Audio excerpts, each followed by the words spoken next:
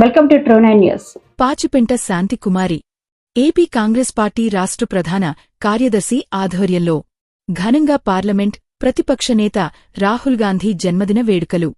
అరకు వేల్లి నియోజకవర్గం కాంగ్రెస్ పార్టీ కార్యాలయంలో ఏపీ కాంగ్రెస్ రాష్ట్ర ప్రధాన కార్యదర్శి పాచిపెంట శాంతకుమారి ఆధ్వర్యంలో భారతదేశం కోసం ప్రాణం త్యాగం చేసిన కుటుంబం మాజీ ప్రధానమంత్రులు ఇందిరమ్మ మనవడు రాజీవ్ గాంధీ తనేడు కాంగ్రెస్ పార్టీ అగ్రనేత గౌరవ రాహుల్ గాంధీ గారికి అరకు వెళ్లి కాంగ్రెస్ పార్టీ కార్యాలయం నుండి న్యూఢిల్లీలో ఉన్న గౌరవ రాహుల్ గాంధీ గారికి హార్దిక జన్మదిన శుభాకాంక్షలు.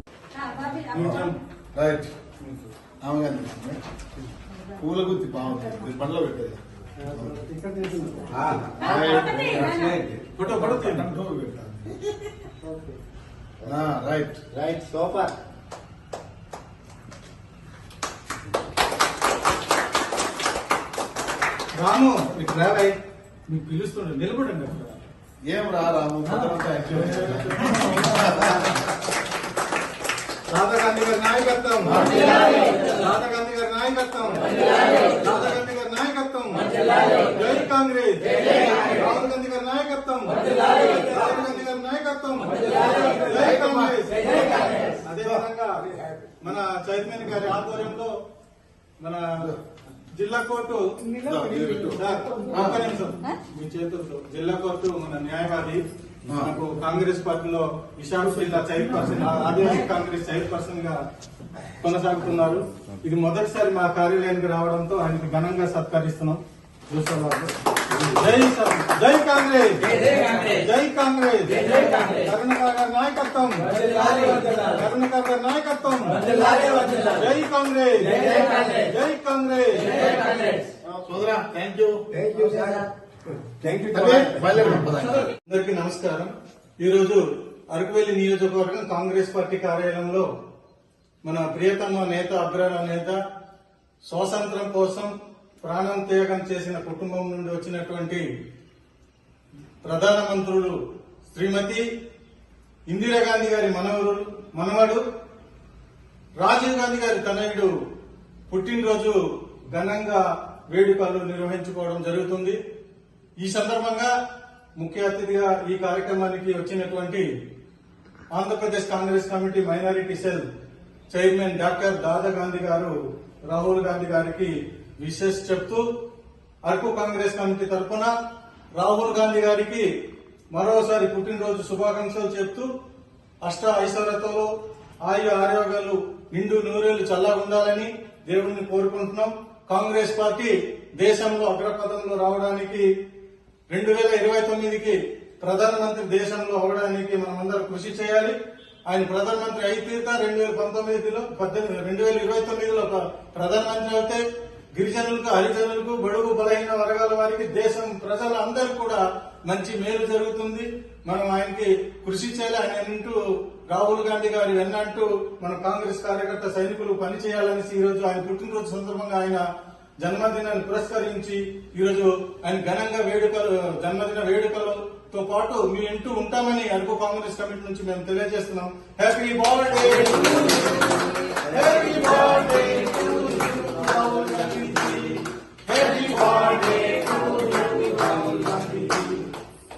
ఈ సందర్భంగా ముఖ్య అతిథి గౌరవనీయులు మన డాక్టర్ దాదా గాంధీ గారు మైనారిటీ సెల్ రాష్ట్ర చైర్పర్సన్ గారు రాహుల్ గాంధీ కోసం మాట్లాడుతుంది కోరుతున్నాను.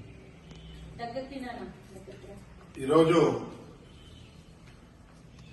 మన మహానేత, పేదల పెన్నిది, అదేవిధంగా యావత్ భారతదేశం కూడా ప్రతి ఒక్కరి కష్ట సుఖాలను తెలుసుకుంటూ భారత్ జోడో యాత్రలో భాగంగా ఏదైతే గడిచిన 11 సంవత్సరాల నుంచి భారతదేశాన్ని మతాల పేరుతో, కులాల పేరుతో విచ్ఛిన్నం చేయబడిన ఈ రోజుల్లో శ్రీ రాహుల్ గాంధీ గారు భారతదేశం మొత్తం కూడా ఏకతాటిపైన అన్ని కులాలు, అన్ని మతాలు అందరం ఒకటే భారతదేశంలో ఉండే పరిస్థితులు, స్థితిగతుల పైన పోరాడే దానికోసం, ప్రజల కష్ట సుఖాలు తెలియజేయడం కోసం ఈరోజు ఆయన పుట్టినరోజు కావడం మనందరికీ గర్వకారణం.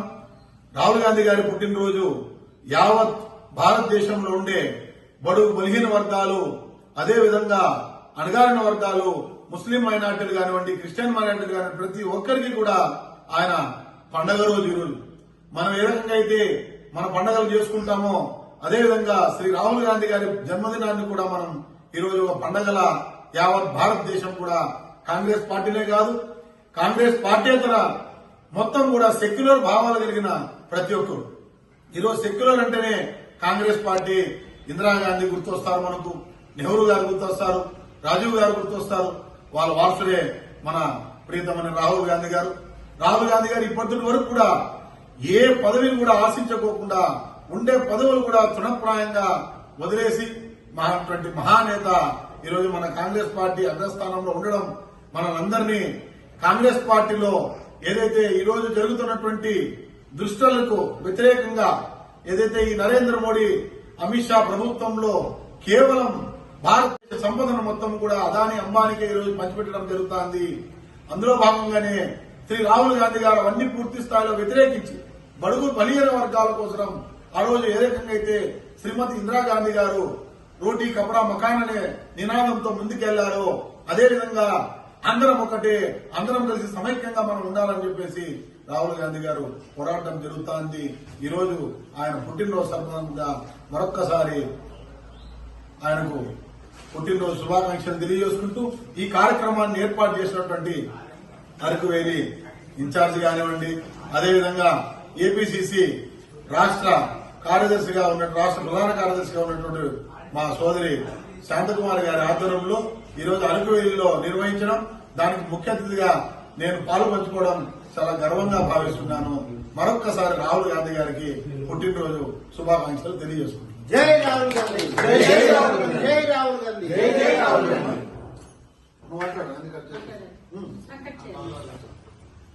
ఏకదాటిగా ముందుకు నడిపించిన కాంగ్రెస్ పార్టీ 50 సంవత్సరాల చరిత్ర గల పార్టీ కాంగ్రెస్ పార్టీ.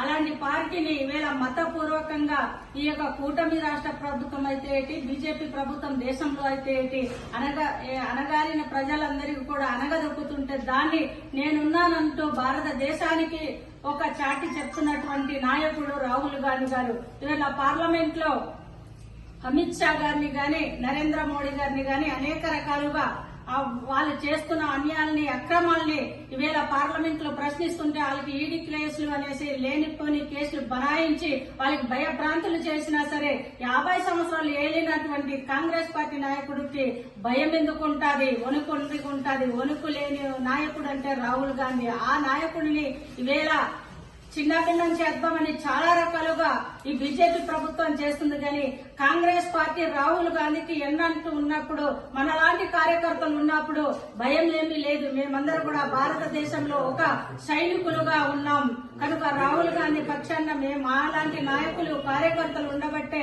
ఇవాళ రాహుల్ గాంధీ మా ఒక చరిత్రగా మిగిలిపోయినటువంటి పరిస్థితులు ఉన్నాయి. కనుక రాహుల్ గాంధీ గారు 2029లో కాబోయే ప్రధానమంత్రి అని మేమైతే ముక్కుముడిగా తెలియజేయడం జరుగుతుంది. ఈవేళ రాహుల్ గాంధీ గారికి జన్మదిన పురస్కారం చేయడము మాకు కూడా చాలా సంతోషకరంగా ఉంది. మరి మన గిరిజన ఏజెన్సీ ప్రాంతం అంటే ముఖ్యంగా రాహుల్ గాంధీ గారికి చాలా చాలా ఇష్టము.